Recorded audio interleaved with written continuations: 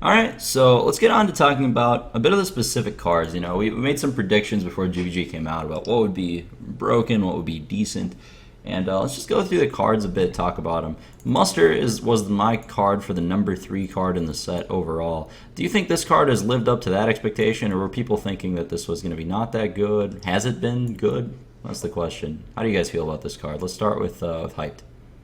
Oh, it's amazing. Yeah, you're seeing decks built around it now. Like the StrifeCro's deck, and I also saw Chance, who was like going for rank 1 the other day on Twitch. They've all brought the curve down a little bit to really take advantage of the huge tempo by the three 1/1s, and then the Quartermaster follow-up is so threatening that you have to deal with it immediately. And I noticed, yeah, a lot of people have been just cutting Equality and Consecrate because they don't even need it. They just want low curve stuff.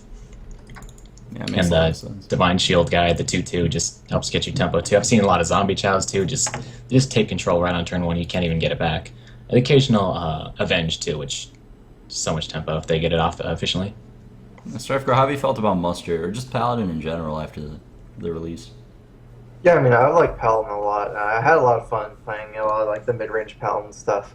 I actually had like things like Muster rated very high as well in my GVG list. Mhm. I think basically like I rated like Shield Minibot as like my third best card in GVG, a Wow. little bit higher than Muster even. But I actually think like they're both really good. I mean, it's just like Pally has so many new cards that are like core to how they play now.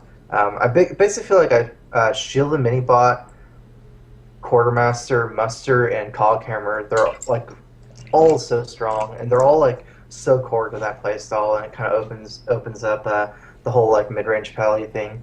I think one of the biggest problems with this kind of mid range pally before was that you had no kind of like mid game power spike.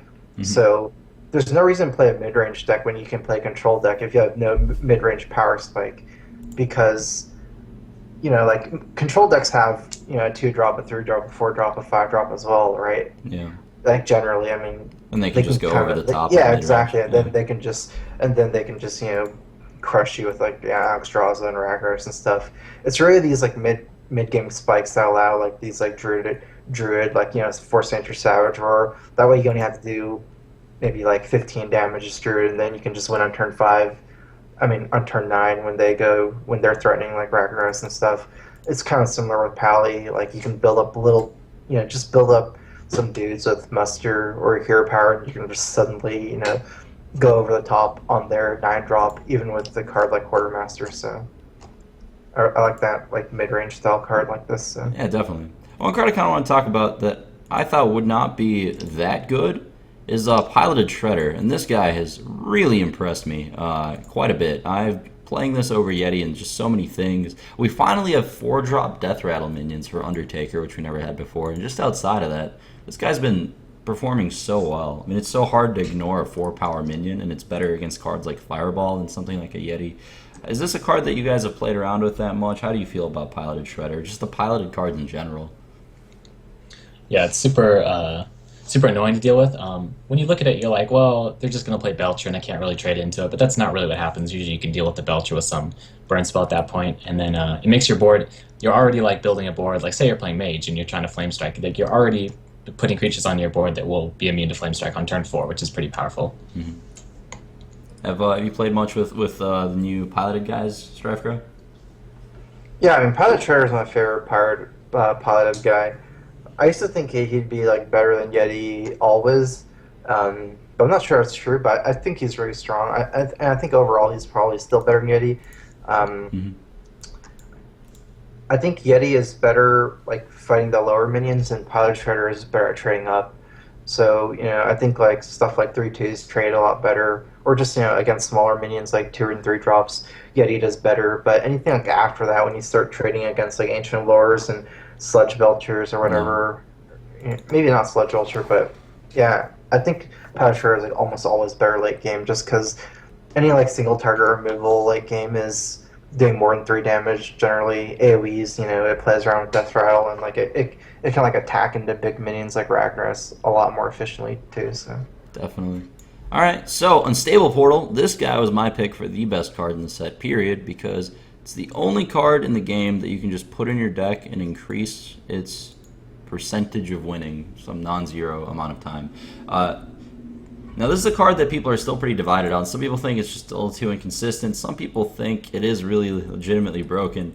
StrifeCro, start with you. How do you feel about Unstable Portal? I noticed you weren't playing it in your particular mage deck, so I think you're in the it's a little too inconsistent boat. Yeah, I mean, I never liked it in like a more aggro mage like mech one, but I actually tried it in like a control mage, like the one I linked in this podcast. I just took it out eventually, just because all the other cards are so important, and I didn't seem to need it, and it was like, yeah, a little bit too inconsistent. But I mean, I did have crazy Unstable Portal games as well. Like one time I got a Ysera and dropped on turn 6 against a shaman, like no hex and stuff.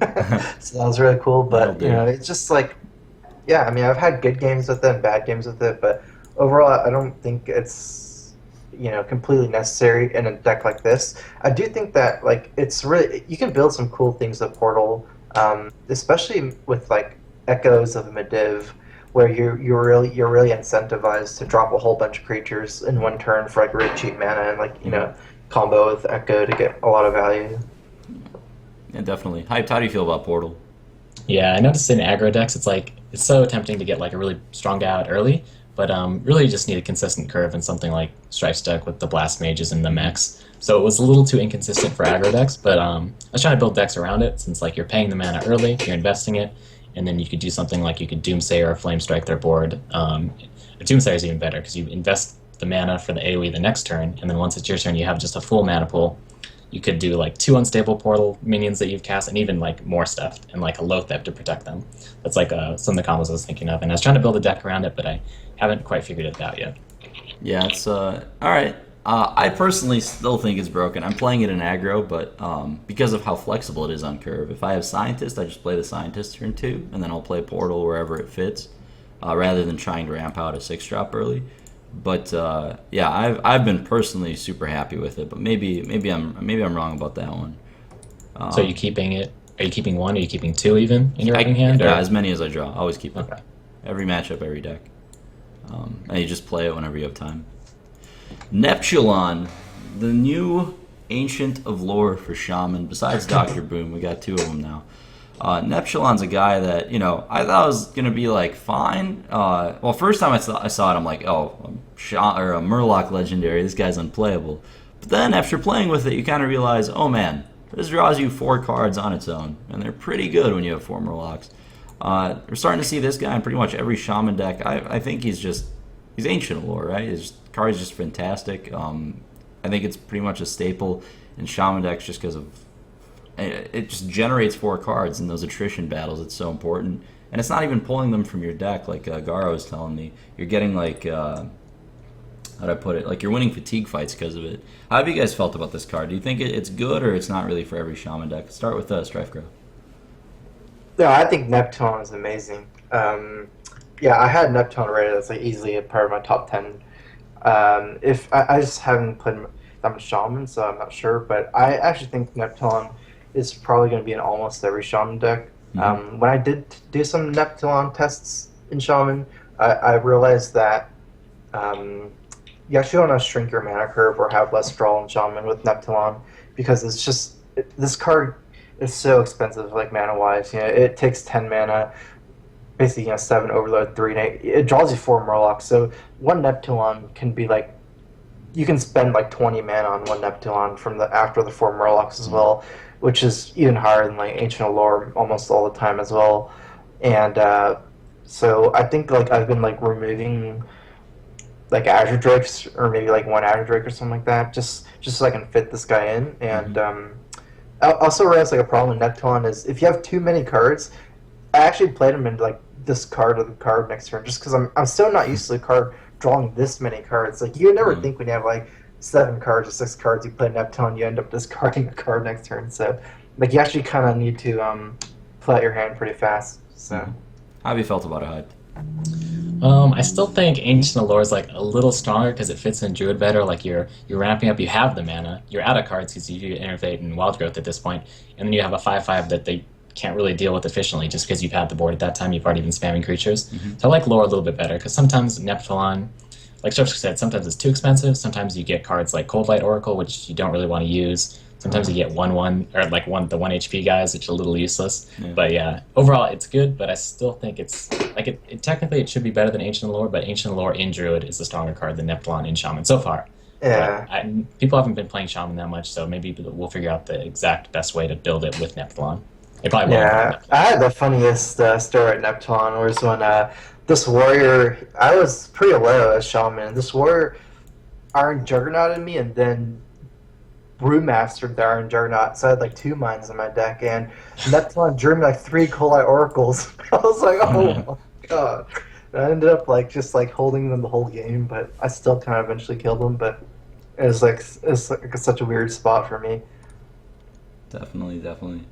Well, I think that mostly covers most of like the first impressions. There's one more card I'd like to talk about a little bit. Right before GVG came out, I believe Monk was doing a list. He was asking all the pros, semi-pros, what cards they thought were the best in the new set. And one card that a lot of people rated very highly, for one reason or another, was Trogzor, which really surprised me because the first time I read it, and to this day, I thought it was just unplayable because it's a 7-mana card that's only good when you're ahead. But am I just wrong about this? Is this guy actually very good in certain decks? Let's start with Hyped on this one. How do you feel about Trogzor? I actually do participate in most of those like power ranking type things all the time, but I chose not to do it in this one because really you can't just look at the cards. You have, for me personally, I really have to play with them and see how they interact. And for example, like when you look at this card, it looks great, but then once you play and you notice how it faces up against Dr. Boom, for example, which is going to be the most common 7, you notice that it's actually not that good. I haven't had success with...